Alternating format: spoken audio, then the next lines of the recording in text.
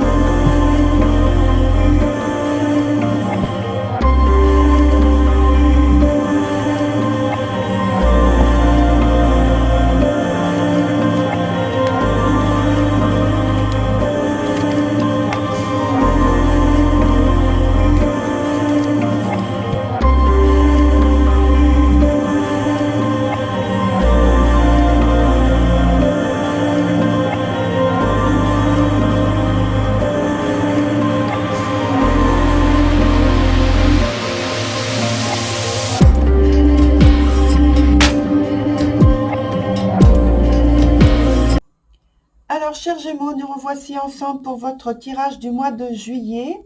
Donc, ici, c'est ce qui concerne les informations pour vous. De l'autre côté, ce sont les informations pour votre partenaire. Et dans l'interaction, eh bien, donc, ce sont les informations qui vous concernent tous les deux dans l'aspect, donc, soit dans la vie générale et pratique au point de vue de votre disponibilité, et dans la vie, donc, de la vie sentimentale qui est sur cette ligne-là, au point de vue aussi de la disponibilité et des interactions donc entre vous. Sur la première carte, je n'ai pas signalé celle-ci, mais c'est celle qui va nous donner l'information sur le futur. Voilà. Donc, sur la première carte, pardon, vous avez la carte qui s'appelle les jumelles.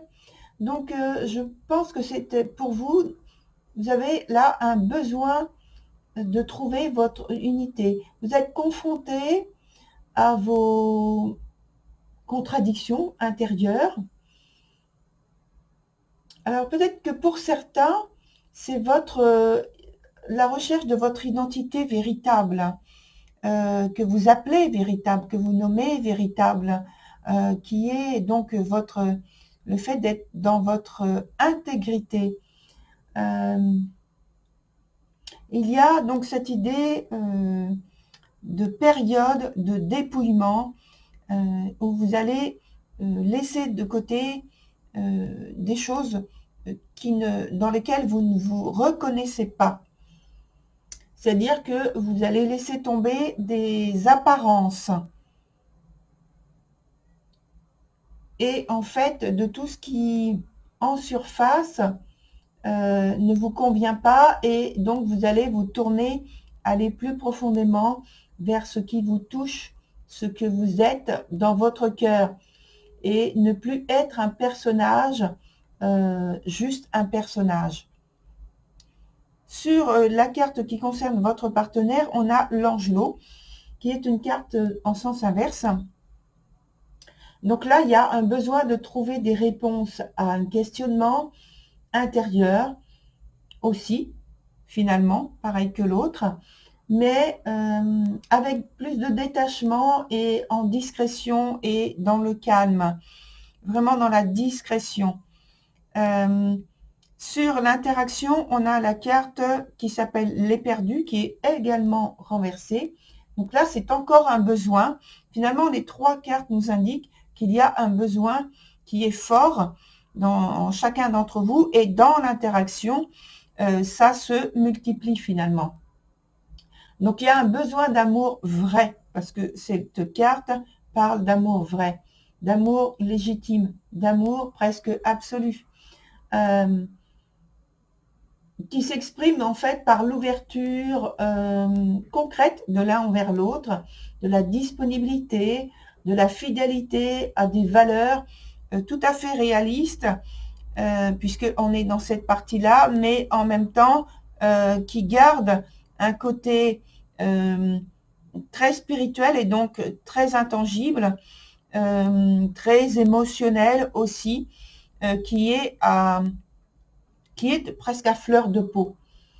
C'est un vrai engagement de l'un envers l'autre, avec, comme je le rappelle, avec une très grande sensibilité. Sur la vie sentimentale, on a pour vous la carte qui s'appelle Celle qui rit. Donc là, elle vous, justement, donne l'information, le conseil de retrouver la capacité au détachement pour ne pas tomber dans la pesanteur.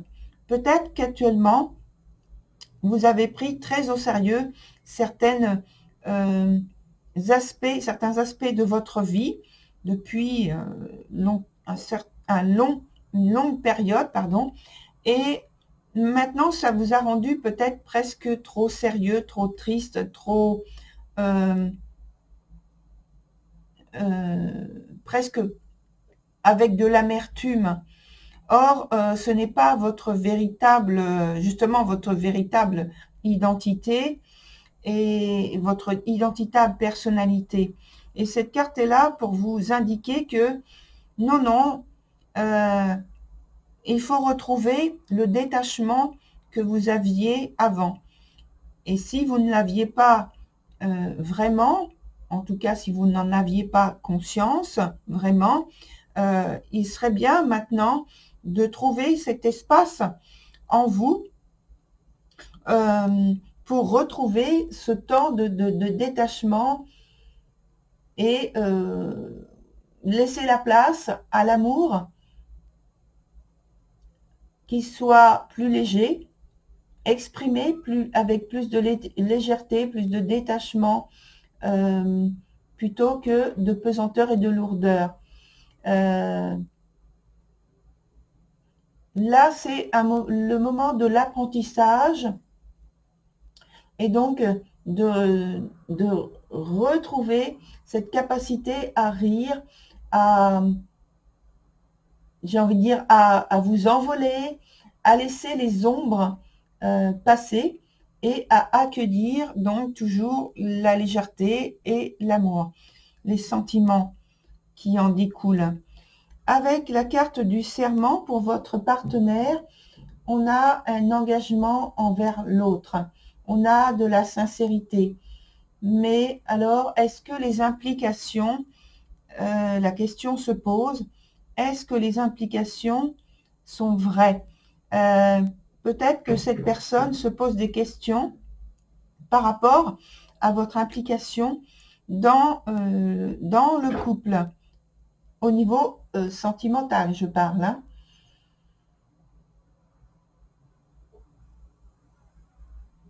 Et je pense qu'il y a aussi,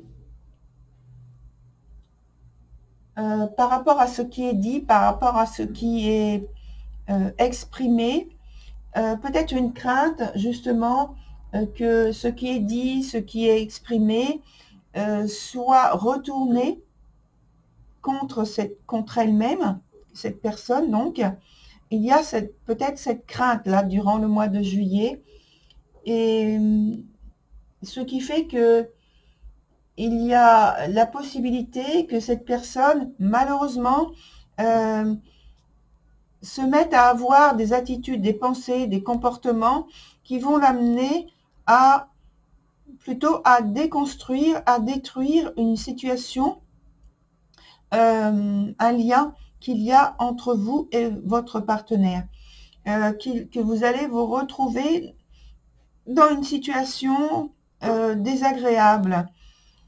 Et donc, on a la carte dans l'interaction qui s'appelle Ragnarok et qui parle justement de destruction, de fin. Alors, on va voir avec d'autres cartes, on va approfondir. On ne va pas aller tout de suite dans quelque chose de défavorable. totalement. Là, je pense qu'il faut avoir à retrouver, à rechercher, en tout cas analyser, voir ce qui se passe. Dans ce moment de crise, je pense que c'est un moment de crise dans le couple, un moment de manque de reconnaissance, manque d'entente, manque d'écoute et de compréhension. Donc, d'ailleurs, toute cette ligne-là parle de ce type de choses. On va ensuite voir avec la tempérance, mais je viens de donner en fait un certain nombre d'explications où il y a du désordre, il y a une incapacité à assumer en fait des engagements nombreux, qui peuvent être nombreux ou être estimés nombreux ou trop pesants, que ce soit dans l'aspect sentimental que dans l'aspect donc de la vie en général. Hein. Peut-être que ça fait beaucoup en même temps sur cette période de mois de juillet à assumer des responsabilités en plus. Il y a un dérèglement et qui perturbe, je pense, la relation amoureuse, qui peut être pour certains, je dis bien pour certains, finalement la prise de conscience que sa relation à l'autre est une relation plutôt qu'on pourrait qualifier de disharmonieuse et donc de malheureuse, et qu'il y a des difficultés importantes à surmonter pour retrouver une situation plus satisfaisante. Alors, on va voir avec d'autres cartes.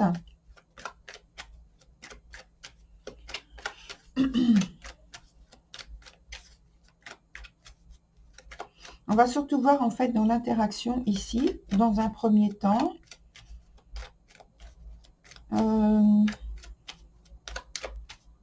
Mais en même temps, il faut que on sache ce qui se passe pour chaque partenaire. Donc, on va déposer plusieurs cartes finalement. Alors, je pense d'abord ici, ensuite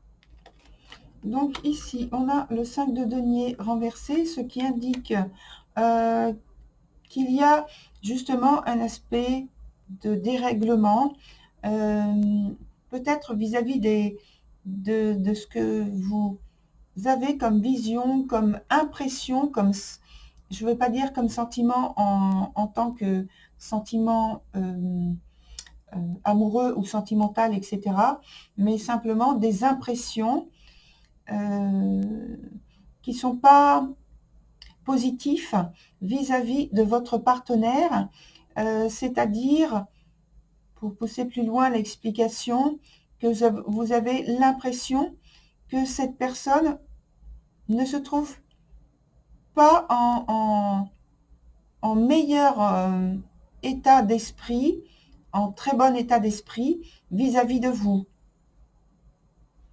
Dans l'interaction, ça donne le roi de denier renversé, ce qui fait qu'il y a effectivement, oui, on va dire un malentendu, un détachement de la vie en commun par rapport aux affaires pratiques, par rapport aux affaires justement du couple, qui sont perturbées,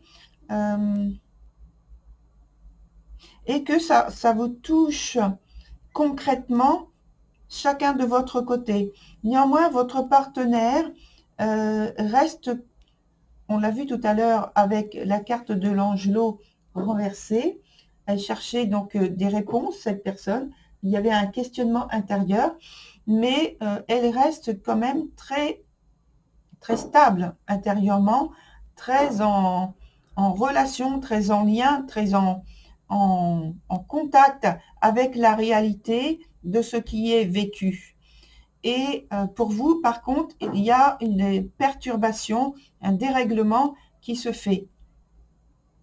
Et dans l'interaction, ça fait quand même un déséquilibre, une vision totalement déformée, puisqu'elle n'est pas identique. Sur l'aspect sentimental, on a donc la carte de l'amoureux. Ensuite, pour votre partenaire, on a la carte de la reine de bâton renversée. Et puis, dans l'interaction, la carte de la papesse. Je viens de remarquer aussi qu'on a la carte de la tempérance qui se retrouve, la même carte en fait, sauf que là, elle est à l'endroit, donc elle est beaucoup plus positive. Hein. Pour vous, donc la carte de l'amoureux, dans l'aspect sentimental, ça veut dire qu'il y a des initiatives, des préoccupations, des choix, des décisions à prendre auxquelles vous êtes en train de réfléchir. Pour votre partenaire, c'est le côté, au point de vue des sentiments, il y a une résistance, une parole ou une pensée qui fait que il y a quelques inquiétudes par rapport au bien-être trouvé et dans les actions, un questionnement toujours à vouloir à se comporter correctement, mais avoir des difficultés à justement formuler les choses avec peut-être la sincérité voulue ici. Sur l'interaction, ça donne la carte de la papesse, qui est beaucoup plus positive que la carte Ragnarok précédente. Ici, on se trouve dans un espace de possibilités, de potentiel d'expression des sentiments qui sont peut-être très retenus pour l'instant, pour ne pas peut-être choquer, je pense, l'un et l'autre. Donc, chacun a de la retenue pour ne pas choquer, pour ne pas brusquer et violenter un aspect de vie qui mérite certes un très grand intérêt, mais qui mérite de l'attention en faisant preuve de diplomatie. On va rajouter d'autres cartes avec un autre jeu. Alors, c'est vrai que c'est mieux de... J'hésite à chaque fois de mettre les autres de côté.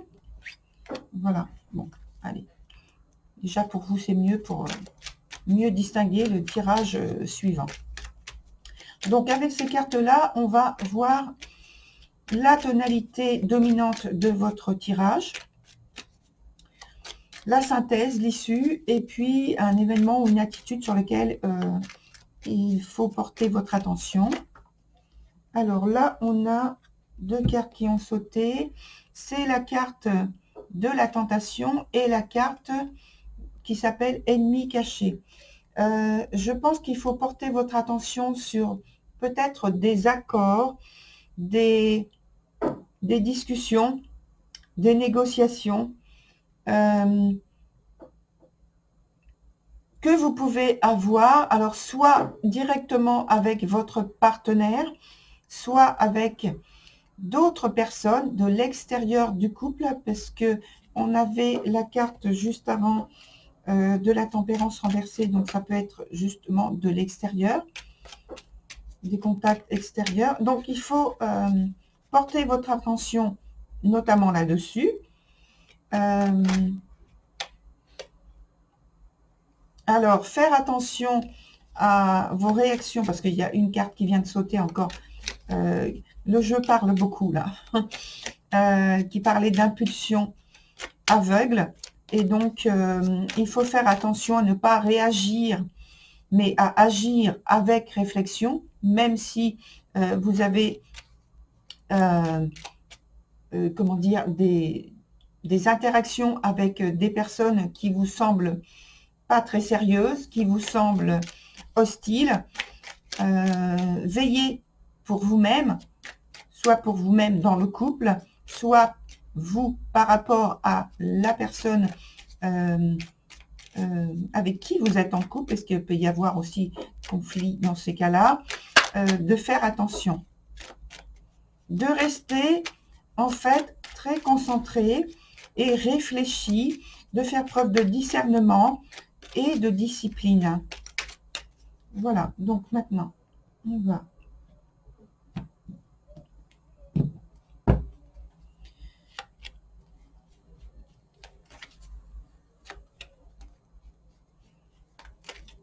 la troisième et une dernière.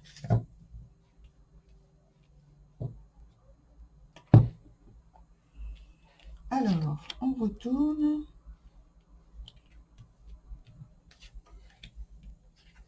Bon, la carte ennemi caché est revenue. Elle est là. Donc, je pense que par rapport à votre tirage, d'une manière donc générale, vous êtes en période de nouveautés, de nouveaux cibles, de croissance, enfin quelque chose qui va croître, mais de renaissance, de quelque chose que vous êtes en train auquel vous êtes en train d'accoucher, symboliquement, je précise. Je ne parle pas d'un accouchement physique concret. Vous êtes en train de mettre en œuvre quelque chose qui se fait avec une certaine complexité, avec des épreuves à surmonter. On vous dit aussi, donc, notamment de faire attention aux possibles ennemis qui sont cachés. Vous n'aviez pas la lune, là. Je vérifie. Non, ça, c'était dans un sens positif. Tout ça aussi. Il y avait la 5 là. D'une manière générale, je regarde, il n'y a pas de véritable carte dans l'autre jeu qui parlait d'ennemis. Mais ici, là, c'est sorti 2 fois.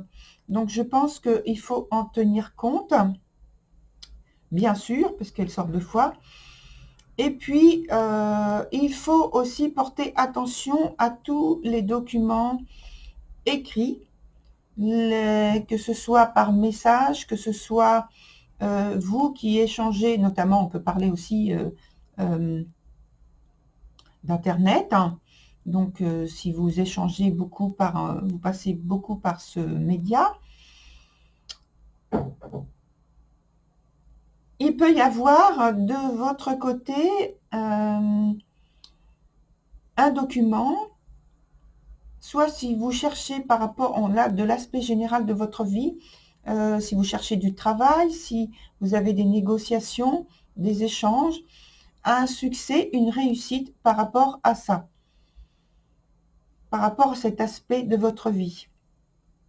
En tout cas, il y a une possibilité d'aller finalement vers un résultat très positif, puisque ça va vous amener à côtoyer des personnes d'un réseau. Peut-être que vous êtes déjà en contact avec ce type de réseau qui nous parle de mondanité, qui nous parle de personnes peut-être au point de vue de la hiérarchie dans le travail, au point de vue des supérieurs. On vous dit d'une manière générale de ne pas vous laisser aveugler par les apparences, par des influences, notamment par le fait de cette carte aussi, je n'en ai pas parlé tout à l'heure, qui était renversée, par des influences externes ou internes dans votre couple qui voudraient que vous alliez donner la priorité pour obtenir des gains ou d'une influence supérieure ou plus large et qui pourrait vous amener finalement à vous retrouver dans une situation situation beaucoup plus complexe et donc de ne pas vous laisser désorienter sur ce que vous avez en tête, sur ce que vous voulez au départ. Voilà, très chers Gémeaux, très belle continuation, au revoir.